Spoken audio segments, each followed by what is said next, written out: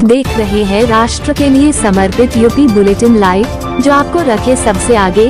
सच के साथ हमसे जुड़े रहने के लिए चैनल को लाइक सब्सक्राइब अवश्य कीजिए।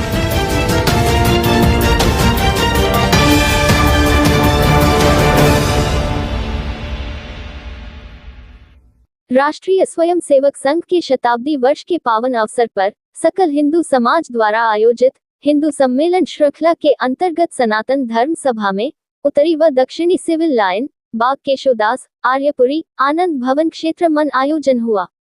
कार्यक्रम में क्षेत्र के नागरिकों ने सैकड़ों की संख्या में भाग लिया। कार्यक्रम में मुख्य अतिथि पूज्य स्वामी विज्ञानानंद सरस्वती जी, हनुमान धाम शुक्र तीर्थ रहे व मुख्य वक्ता के रूप में राष्ट्रीय स्वयंसेवक संघ सेठ प्रमोद जी, विभाग कार्यवाह रहे। राष्ट्रीय स्वयंसेवक संघ से प्रमोद जी ने संघ के 100 वर्षों में संघ ने क्या किया व संघर्ष के बारे में बताया। कार्यक्रम में स्वामी जी ने अपने उद्बोधन में हिंदू एकता पर जोर देते हुए कहा कि सभी हिंदू समाज को एक रहना ही संतान धर्म संस्कृति की नींव है। स्वामी जी ने कहा कि आज संघ समरसता का कार्य कर रहा है, इसलिए सभी को चाहिए कि वो शाखों में आए। कार्यक्रम के अध्यक्ष अशोक गर्ग जी रहे व कार्यक्रम का संचालन कृष्ण कुमार जी ने किया। कार्यक्रम में राकेश जी, सतेंद्र जी, अमित त्यागी, रविदत्त जी, कुलदीप जी, बालकिशन, शोभित जी सभी ने सहयोग दिया। कल तेरे जीजा जी का मुझसे झगड़ा हो गया। क्यों? क्या हुआ? अरे मेरी आंखें कमजोर हो रही हैं और चश्मा लगाने में मुझे शर्म आती है ना। अरे बहन, बस इतनी सी बात, चलो मेरे साथ रामा नेत्र सुरक्षा केंद्र। वहाँ सरकारी हॉस्पिटल से रिटायर्ड वरिष्ठ ऑप्टोमेट्रिस्ट बैठते हैं, जो आंखों की बिल्कुल सही जांच करके परफेक्ट नंबर देते हैं। और वहीं मिलेंगे हमारे अंशुल भाई, जिनके पास चश्मे के इतने स्टाइलिश और ट्रेंडी डिजाइन है कि तुम खुद कंफ्यूज हो जाओगी कि कौन सा चश्मा लूं। अब तो यहाँ कस्टमर के हिसाब से चश्मा कस्टमाइज भी होता है, जो आसपास के शहरों में भी नहीं मिलता। अंशुल भाई खुद हेल्प करते हैं आपके चेहरे के हिसाब से परफेक्ट चश्मा चुनने में। और सुनो, अगर जल्दी चश्मा चाहिए तो सिर्फ 11 मिनट में चश्मा मिलने की सुविधा भी है। तो फिर सोचना क्या, आज ही चलो रामा नेत्र सुरक्षा केंद्र पर। निकट नावल्टी सिनेमा, नियर नगर पालिका girls school, Roorkee road, Muzaffarnagar. और अधिक जानकारी के लिए दिए गए नंबर पर संपर्क करें। और जागृत करेंगे तो स्वाभाविक तौर पर हम सब यहाँ से जाकर के इसी काम को करेंगे। महाभारत के आदि पर्व की ये घटना को सुना करके मैं अपनी बात पूरी कर रहा हूँ। गंधर्व राज के सैनिक एक नदी के ऊपर के घाट पर वो पहरे पर हैं और ऊपर के पहरे से वहां से कौरव सेना निकलती है और कौरव सेना निकलती है तो उस कौरव सेना का और गंधर्व राज के सैनिकों का विवाद होता है।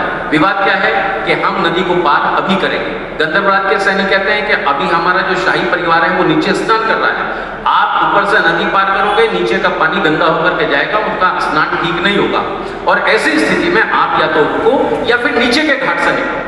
विवाद होता है, संघर्ष होता है और कौरवों को बंदी बना दिया जाता है। सूचना युधिष्ठिर के पास पहुंचती है और युधिष्ठिर के पास सूचना पहुंचती है। युधिष्ठिर सब भाइयों को बुलाते हैं, पांडव सारे अज्ञातवास में हैं। उसके बावजूद एक इमरजेंसी मीटिंग और उस इमरजेंसी मीटिंग में कहा गया कि भाई इस प्रकार से कौरवों को गंधर्व राज के सैनिकों ने बंदी बना लिया है, आपको करना क्या, जाओ उन्हें छुड़वा दो। अर्जुन, नकुल, सहदेव एक सामान्य मनुष्य की तरह से उन्होंने कहा, वाह भाई साहब, जो काम हमें करना चाहिए था वो गंधर्व राज ने कर दिया, तो बहुत बढ़िया काम किया, हमें कुछ करना ही नहीं है। युधिष्ठिर ने कहा कि भाई ये हम सब के लिए काम करने वाले ना करने वाले, हमारे मत का समर्थक या समर्थक नहीं, वो कैसा भी है।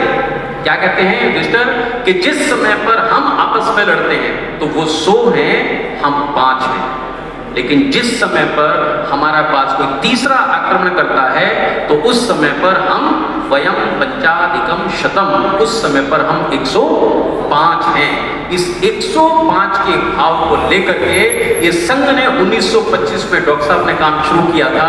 इसी 105 के भाव की आवश्यकता आज से 100 साल पहले थी, आज से 200 साल पहले थी और ये आने वाले समय में इसी भाव की आवश्यकता है। इस सम्मेलन में उपस्थित बंधु जितने यहाँ पर हैं उन सबकी जिम्मेदारी है कि इस 105 के भाव को अपने तक सीमित नहीं रखना है, अपने अहंकार को अलग रख करके और मुझे इस 105 के भाव को हर व्यक्ति, हर घर, हर प्रदेश, हर जगह पर पहुंचाना, और इस पहुंचाने का जो पीछे का उद्देश्य है वो केवल अपना भला करना नहीं है।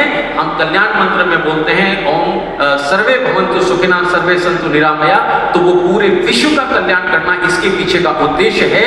इस 105 के भाव को काम करते समय उस मार्ग में आने वाली बाधाओं से हम विचलित ना हो, हम किसी भी प्रकार से, किसी भी चुनौती से अपना मार्ग ना बदलें, अपने मार्ग ना बदलने का साहस हमारे प्राप्त होता रहे, हम सदैव उस मार्ग पर आगे बढ़ते रहे, हम सदैव अहंकार को छोड़कर उन्नति की ओर आगे बढ़ते रहे, ऐसी बुद्धि, साहस, विवेक हम सबको प्राप्त हो, इतना प्रार्थना निवेदन करते हुए मैं प्रभु से प्रार्थना करता हूं कि सब तत्व हम सबको प्राप्त होते रहे। ऐसी प्रार्थना करता हुआ अपनी बात को पूरी करता हूं।